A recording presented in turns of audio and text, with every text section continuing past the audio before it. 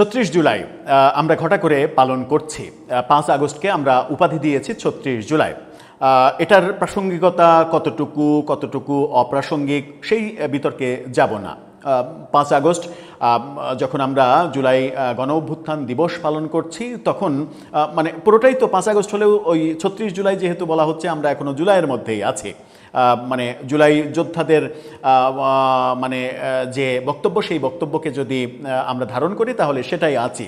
সেই জুলাইকে কেন্দ্র করেই হিউম্যান রাইটস ওয়াচ এবারের মানে দ্বিতীয় বর্ষপূর্তি যখন হচ্ছে সেই দ্বিতীয় বর্ষপূর্তির জুলাই মাসকে কেন্দ্র করে ভয়ঙ্কর তথ্য দিচ্ছে হিউম্যান রাইটস ওয়াচ, আন্তর্জাতিক মানবাধিকার সংগঠন। হিউম্যান রাইটস ওয়াচের উদ্বেগ, তাদের পরিসংখ্যান আমাদেরকে অন্য বার্তা দিচ্ছে। হিউম্যান রাইটস ওয়াচ বলছে যে মানে যে সকল অভিযোগে শেখ হাসিনাকে তাড়ানো হয়েছিল সেই সকল অভিযোগ থেকে বাংলাদেশ বেরোতে পারেনি এবং জুলাই মাসে ভয়ঙ্কর মানবাধিকার লঙ্ঘনের ঘটনা ঘটেছে, বিচার বহির্ভূত হত্যাকাণ্ডের ঘটনা মানে একেবারে সরাসরি না হলেও রাজনৈতিক সহিংসতায় হত্যাকাণ্ড বেড়েছে। চলুন একটু হিউম্যান রাইটস ওয়াচের এই প্রতিবেদন এবং তাদের উদ্বেগ নিয়ে একটু বিস্তারিত জানার চেষ্টা করি প্রথম আলোর রিপোর্টের মাধ্যমে। থাকবেন পলিটিক্স টিভির নিয়মিত আয়োজনে।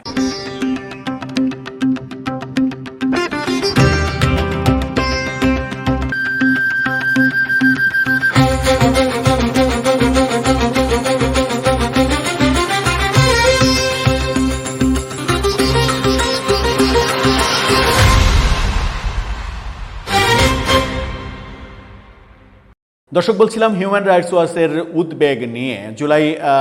জুলাইয়ের দ্বিতীয় বর্ষপূর্তি যখন আমরা পালন করছি, একেবারে ঠিক কাটাই যখন আমরা 2 বছর পূর্তির দিনে অবস্থান করছি, ঠিক সেই সময় মানে উদ্বেগজনক একটা খবর এবং সেই উদ্বেগের কথা জানাচ্ছে হিউম্যান রাইটস ওয়াচ। সম্প্রতি তাদের এক প্রতিবেদনে সেরকম তথ্যই উঠে এসেছে। প্রথম আলোর এই শিরোনামটা দেখে নিন। সেখানে বলা হচ্ছে হিউম্যান রাইটস ওয়াচের প্রতিবেদন, জুলাইয়ে রাজনৈতিক সহিংসতায় নিহত 6। রাজনৈতিক সহিংসতাতেই জুলাই মাসে 6 জন নিহত হয়েছে, আরও অনেক ঘটনা আছে ভেতরে। বলা হচ্ছে গত জুলাই মাসে দেশের রাজনৈতিক সহিংসতায় 6 জন নিহত হয়েছেন। এছাড়া এই সময়ে রাজনৈতিক দলগুলোর কোন্দল ও অন্তঃকোন্দলে 164 জন আহত হয়েছেন। মানবাধিকার সংগঠন হিউম্যান রাইটস ওয়াচ সাপোর্ট সোসাইটির প্রকাশিত জুলাই মাসের মানবাধিকার পরিস্থিতি পর্যবেক্ষণ প্রতিবেদনে এই তথ্য উঠে এসেছে। দেশের 16টি জাতীয় দৈনিকে প্রকাশিত সংবাদ, হিউম্যান রাইটস ওয়াচের নিজস্ব তথ্য সংগ্রহ এবং স্থানীয় প্রতিনিধিদের পাঠানো তথ্যের ভিত্তিতে এই মাসিক প্রতিবেদন প্রস্তুত করা হয়েছে। এক সংবাদ সম্মেলনে তেমনটাই জানানো হয়েছে। প্রতিবেদন বলছে জুলাই মাসে 45টি রাজনৈতিক সহিংসতায় 6 জন নিহত এবং 164 জন আহত হয়েছে। এক মাসে রাজনৈতিক সহিংসতায় যদি 6 জন নিহত হয়, সেটাকে কি আপনি কোনো ছোট ঘটনা বলতে পারেন? কোনোভাবেই না। জুন মাসে 58টি সহিংসতায় তার সাথে বেশি ছিল, একটু উন্নতি হয়েছে। জুন মাসে নিহত হওয়ার সংখ্যা 9 জন আর আহত হওয়ার সংখ্যা ছিল 346 জন। ভয়ঙ্কর, ডবল ছিল প্রায় আহত। জুলাইয়ে বিএনপির অভ্যন্তরীণ কোন্দলে 14টি ঘটনায় 2 জন নিহত হয়েছে, 48 জন আহত হয়েছে। বিএনপি জামাতের সংঘর্ষের 6টি ঘটনায় 44 জন আহত হন এবং বিএনপি আওয়ামী লীগের সংঘর্ষে 3টি ঘটনায় 13 জন আহত হয়। বিএনপি এনসিপি সংঘর্ষে 5টি ঘটনায় 38 জন এবং বিএনপি অন্য দলের মধ্যে 14টি সংঘর্ষে 16 জন আহত হয়। এছাড়া অন্যান্য দলের মধ্যে 3টি সংঘর্ষের ঘটনায় 3 জন নিহত এবং 5 জন আহত হন। নিহত 6 জনের মধ্যে বিএনপিরই 3 জন এবং পার্বত্য চট্টগ্রাম ভিত্তিক আঞ্চলিক রাজনৈতিক দল জেএসএস ও ইউপিডিএফ এর 3 জন সদস্য রয়েছে। প্রতিবেদনে আরও বলা হচ্ছে রাজনৈতিক সহিংসতার পাশাপাশি দুষ্কৃতকারীরা তাদের দ্বারা রাজনৈতিক দলগুলোর নেতাকর্মীদের উপরে 7টি হামলার ঘটনায় 2 জন আহত এবং 5 জন নিহত হওয়ার ঘটনা ঘটেছে। দুষ্কৃতকারীর হামলাতেও রাজনৈতিক নেতাকর্মীদের মৃত্যুর ঘটনা ঘটেছে, সেটাও বড় ঘটনা। এখানে বলা হচ্ছে নিহত ব্যক্তিদের মধ্যে আওয়ামী লীগের 1 জন ও বিএনপির 4 জন রয়েছে। এ সময়ে অন্তত 15 জন রাজনৈতিক নেতাকর্মী গুলিবিদ্ধ হয়েছেন। সারা দেশে আধিপত্য বিস্তার, দখলদারি, রাজনৈতিক সহিংসতা ও চাঁদাবাজির 9টি ঘটনায় 40টি বাড়িঘর, ব্যবসা প্রতিষ্ঠান, দলীয় কার্যালয়ে সংঘর্ষ, হামলা, লুটপাট, ভাঙচুর ও অগ্নিসংযোগ ঘটনা ঘটে। মব সহিংসতায় 17 জন নিহত হয়েছে। আপনি চিন্তা করেন, মবে।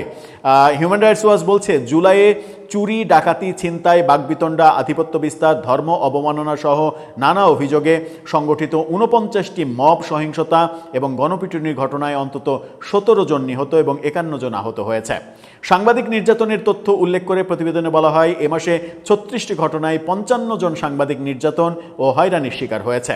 এসব ঘটনায় অন্তত 21 জন আহত, 9 জনের লাঞ্ছনা এবং 8 সাংবাদিক হুমকির সম্মুখীন হয়েছেন। 3 সাংবাদিক আটক এবং 8 মামলায় 14 সাংবাদিককে অভিযুক্ত করা হয়েছে। আইনশৃঙ্খলা রক্ষাকারী বাহিনীর হেফাজতে 3 জনের মৃত্যুর ঘটনাও ঘটেছে এই সময়ে।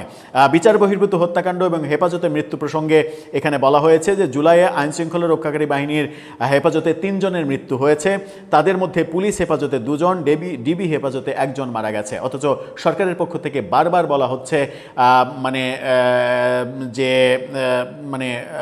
এইসব কারণে বিচার বহির্ভূত হত্যাকাণ্ড সেই ঘটনা বাংলাদেশে ঘটেনি তাদের আমলে। যৌথ বাহিনীর অভিযানে গ্রেপ্তার হয়েছে 9,000 আসামি, 9,000 মানুষকে গ্রেপ্তার করা হয়েছে এই 1 মাসে। এটা একটা বিপুল সংখ্যক গ্রেপ্তার।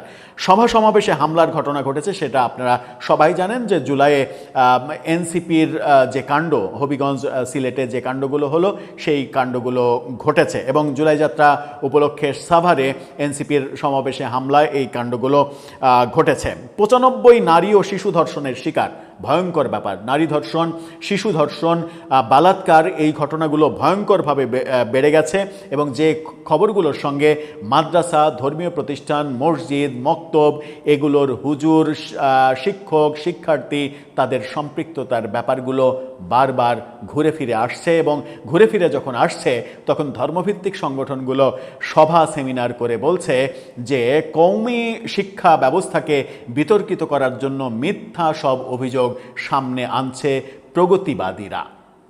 আমরা কোন দেশে বাস করছি আদতে দর্শক? আপনার ভাবনার মধ্যে সেই প্রশ্নের উত্তরটা আসলে জানিয়ে লিখতে পারেন আমাদের কমেন্ট বক্সে।